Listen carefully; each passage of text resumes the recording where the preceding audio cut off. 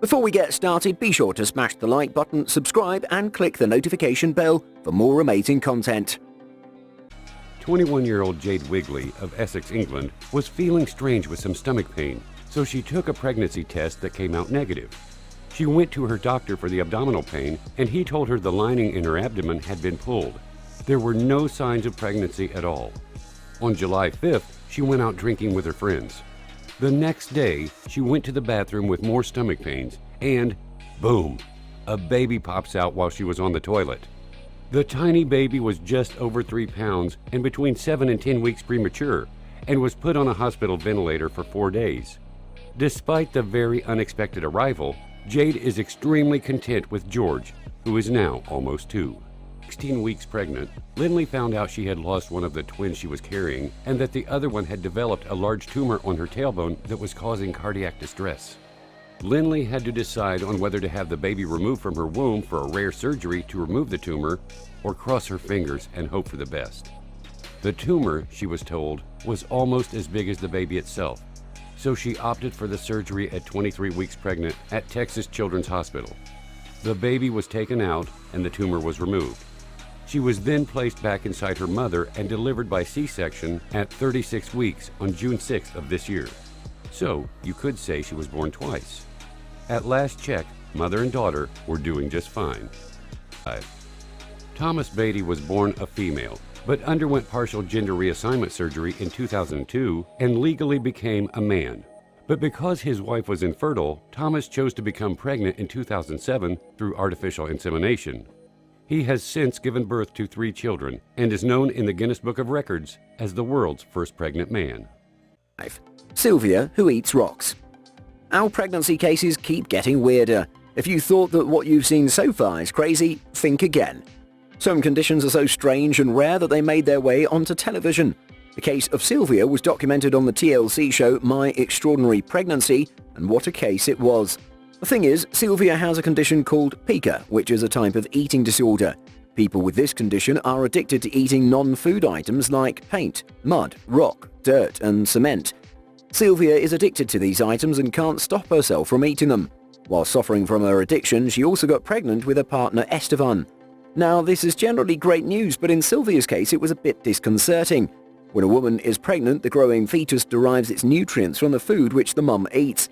But since Sylvia suffers from pica, her unborn baby will also be nourished by the same things. When she finally gave birth, her baby was underweight and malnourished. No more rocks for you, Sylvia. Dead woman gives birth to twins. Okay, aside from that sounding like a headline out of National Enquirer, it happens to be true. Technically. Yes, there's that word again.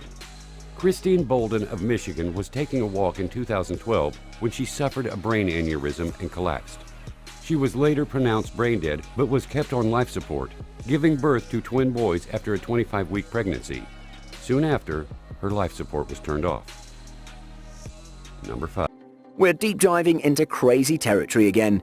When you don't have the option of being pregnant yourself, you can opt for surrogacy, as we mentioned earlier. But surrogacy would mean to leave the care and safety of your unborn child in the hands of a stranger. This might not sound attractive for most couples, so what's a good alternative? Ask your mother to be the surrogate. Yes, this sounds pretty darn crazy, but there is an actual case where this happened. When a woman named Kim wanted to have a 3rd child after her 2 boys, she was left with no options. She just couldn't bear children anymore because of her hysterectomy. So what did she do? You know where this is going. She asked her mum to be her surrogate. JC Dallenberg was 55 when she was asked to bear her daughter's children, and she accepted the offer happily. To everyone's surprise, JC was able to get pregnant without a hitch.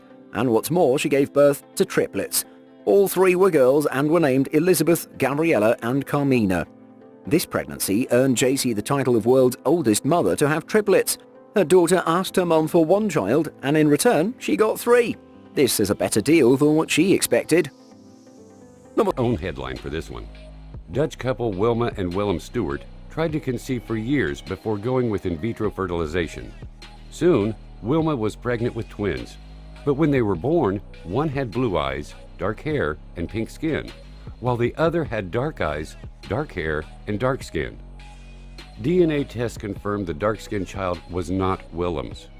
Through investigations, It was discovered a large eyedropper used in the in vitro process was used twice accidentally, causing another man's sperm to mix with Willem's. The hospital said it deeply regretted the mistake.